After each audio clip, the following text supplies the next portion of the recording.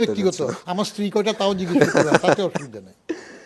আপনার স্যার দেশের বাইরে চলে যাওয়ার অনেক সুযোগ ছিল, আপনি গেলেন না কেন? এবং এখন কি মাঝে মধ্যে মনে হয় যে চলে গেলে ভালো হতো? আমি তো আমার একটা সমস্যা ছিল আমার দেশের লোকজন, আমি মাঝে মাঝে আমার বন্ধু বান্ধব দুজনকে বলি যে আমি এমন একটা জায়গায় তোদের সাথে চলি, আমি কত জ্ঞানী তোরা বুঝিস না, তো নিজ গুণে ওদেরকে ক্ষমা করি, আমি চলি আর কি, উপায় নেই। আমার এই দেশে বাইরে পাওয়ার সুযোগ আমার যথেষ্ট ছিল, এমনকি এক হাই কমিশনে আমার পরীক্ষা নিয়ে তারা আউট অফ 100 আমার 94 স্কোর করেছি, আমাকে মাইগ্রেশনের পেপারও দিয়ে দিয়েছিল। আমি ওইটা আরেকজনকে ফর্মটা দিয়ে দিয়েছি, যাইনি। আমার মূল কারণ দুটো ছিল। একটা হলো আমি তো গ্রামে গরুর ঘাস তুলছি, হাল চাষ করছি, গ্রামের ছেলে তো অজফা গ্রামের ছিলাম। আমি প্রথম বিদ্যুৎ বাতি দেখলাম আমার ক্লাস 4 বছর বোনের বিয়ের বাজার করতে যায় ফেনী শহরে। কাঠি একটা নিচে নামাইলে বাতি জ্বলে, একটা নামাইলে ফ্যান চলে। That was wonder to me, and still electricity is a wonder to me.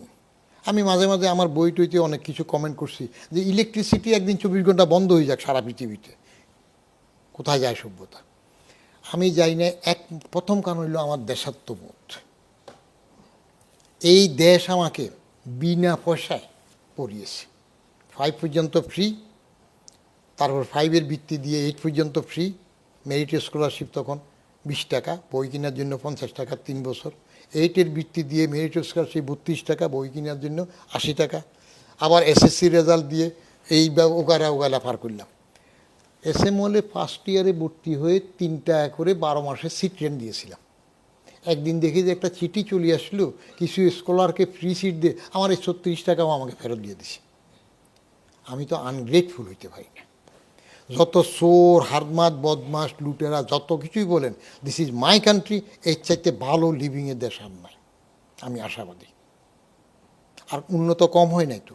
আগে যেখানে আমরা গ্রামে চলার সময় বুড়ারা আগে দিয়ে আমাদের আগে ফাড়াই দিত, ন্যাংটা হয়ে আমরা সাঁতার কাটি চলে যেতাম, বুড়ারা পানি নামতো আস্তে আস্তে, তবন মাথায় উঠাইতো, আবার পানি নামতো আস্তে আস্তে নামতো।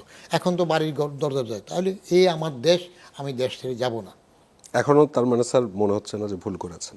হ্যাঁ, এখনো তার মানে মনে হচ্ছে না যে ভুল করেছেন? না, প্রশ্নই উঠে না। অনেকে বলে তুমি এখানে যাও না, ওখানে ভুল করছো। আমি ভুল করি নাই, যারা গেছে তারা থাকুক, আমি ভালো আছি। এক। আর দ্বিতীয় হলো আমি বাইরের কালচারে গিয়ে জেনারেশন লুজ করতে চাইনি। আমি বাইরের যে কালচার যেগুলো দেখছি, এখানেও জেনারেশন লুজ হচ্ছে। অনেক সময় ছেলেরা জুমার নামাজেও যায় না, এসে ধরতে হয়। বড় হয়ে গেছে, নাতি নাচ করে হয়েছে, কিরে নামাজে যাস নাই, এমনি তাকায় থাকে গায়ে করে। তো তারপরও দিস ইজ মাই কান্ট্রি, এটার চাইতে আপনজন আমার দ্বিতীয়জন কেউ হয় না। পরিষ্কার। কেন যাব? আমার পাসপোর্ট নেই, আপনি সেটা বুঝেন? বহু আগের থেকে আমার পাসপোর্ট নেই। আমি সচিব হওয়ার পরে যে লাল নীল সবুজ কি ঢাকা ইউনিভার্সিটির কতগুলো দল আছে না মাস্টারদের, লাল নীল সবুজ সাদা টাদা কি আছে না, এক এক বিশ্রী অবস্থা।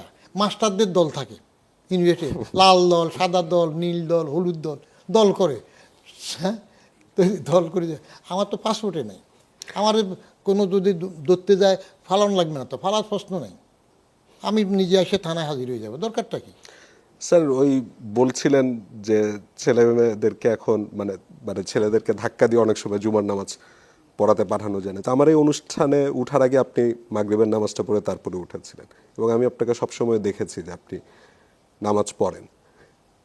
ধর্মীয় বিশ্বাসটা আসলে আপনার কাছে কি? আমি প্র্যাকটিসিং মুসলিম, ঘোড়া মুসলিম না।